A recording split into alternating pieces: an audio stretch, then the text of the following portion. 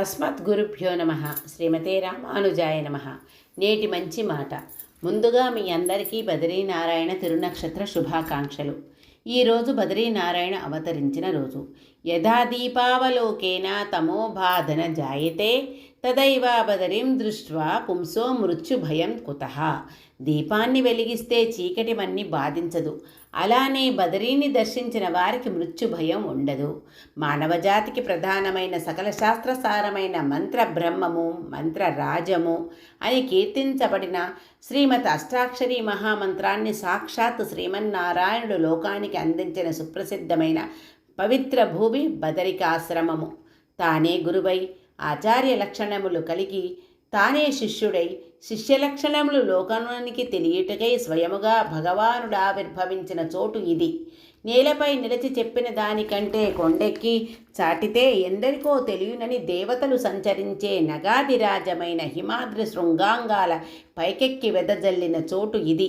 నరనారాయణులను కన్నతండ్రి అయిన ధర్మ ప్రజాపతి శిలారూపుడై అష్టాక్షరీ జపం చేస్తున్నాడని ప్రతీతి. మే నెల అక్షయ తృతీయ నుండి కార్తీక శుక్ల పక్షాంతము దాకా అంటే నవంబరు దాకా 6 నెలలు ఆలయం తెరిచి ఉండి మనుష్యులచే పూజింపబడతాడు. మిగిలిన 6 నెలలు ఆలయం మూయపడి ఉంది నారదాది దేవతలచే పూజింపబడతాడని ప్రసిద్ధి. దానికి గుర్తుగానే ఆలయము మూసివేయినప్పుడు అర్చకులు వేసి ఉంచిన పుష్పాలు, వెలిగించిన దీపము ఆలయము 6 నెలల తర్వాత తీసినప్పుడు వాడనైనా వాడవు. దీపంలో నెయ్యి ఏమాత్రము తరగక వెలుగుతూనే ఉంటుంది. దానిని సేవించడానికే ఎందరో వస్తారు. ఆనాడు ఆలయ తలుపులు తీసి 6 నెలలు వెలిగే దీపాన్ని సేవింపచేయటాన్నే జ్యోతిర్దర్శనం అంటారు. తల్లిదండ్రులు లేనివారు పితృక్రియలను ఇక్కడ ఆచరిస్తే ఇక ఆ తల్లిదండ్రులకు బంధువులకు కూడా మోక్షమే.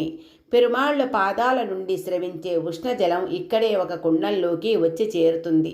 అందులోనే భక్తులంతా స్నానాలు ఆడుతారు. దాన్ని తప్తకుండం అంటారు. ఆ నీరు గంధక వాసన వేస్తూ ఉంటుంది. ఇది సర్వరోగాల నివారణకు ఎంతో ఉపకారం చేస్తుంది. ఒక ప్రక్క అతి శీతల జలము ప్రవహించే అలకనందా నది, మరో ప్రక్క అత్యుష్ణ జలముండే తప్తకుండము.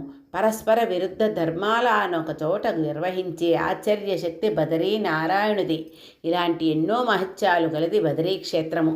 శ్రీయప్పతి లోకములో శిష్టాచార్య అనుష్ఠానములను తెలుపుటకై తానే నారాయణ ఋషిరూపమున గురువుగాను, తానే నరుని రూపమున శిష్యుడుగాను అవతరించి ఈ మంత్రమును ఉపదేశ రూపమున వెల్లటపరిచెను. ఈ క్షేత్రములో చల్లదనముచే కట్టెలు సరిగ్గా మండవు. అన్నము ఉడుకుట మహాకష్టము. కానీ ఈ భోగమహాలక్ష్మీదేవి సంకల్పముచే ఈ భోగమండపములో ఎంత వంటైనను సులభముగా అతి త్వరలో అగును. అన్ని సౌకర్యాలు మన కోసం చేసి తానే శిష్యుడిగా, తానే ఆచార్యుడిగా, శిష్య ఆచార్య లక్షణాలు ఎలా ఉండాలో ఈ లోకానికి ప్రకాశింపచేశాడు.